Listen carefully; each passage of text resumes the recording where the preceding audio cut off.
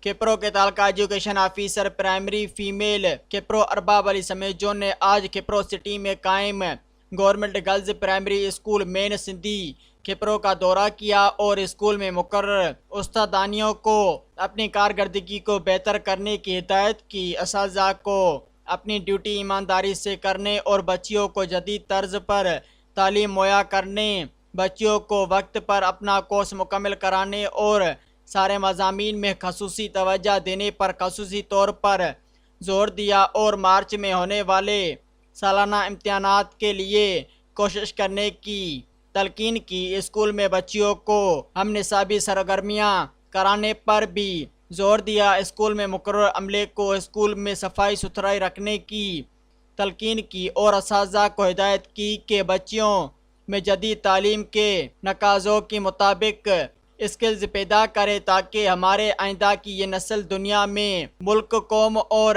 علاقے کا نام روشن کرے۔ اور امتحانات کے بعد متوقع تعلقہ ایجوکیشن آفیسر کی جانب سے کوئز کمپٹیشن کے لیے بچیوں کو تیاری کروائیں۔ ارباب علی سمیجو نے اساتذہ کو تلقین کرتے ہوئے کہا کہ ان معصوم بچیوں کا مستقبل آپ کے ہاتھوں میں ہے۔ ہمارے علاقے میں بچیوں کی تعلیم نہ ہونے کے برابر ہے، اس لیے ہم سب کو اپنا کردار ادا کرنا چاہیے۔ یہ ایک مشہور مکالمہ ہے کہ ایک مرد پڑھا تو ایک فرد پڑھا، ایک عورت پڑھی تو ایک خاندان پڑھا۔ تو اس کی مصداق ہمیں اپنی بچیوں کی تعلیم پر توجہ دینی چاہیے۔ سبسکرائب کयो عوامی نیوز HD کے تازہ ترین خبرن لا ॾिसंदा रहो عوامی نیوز HD۔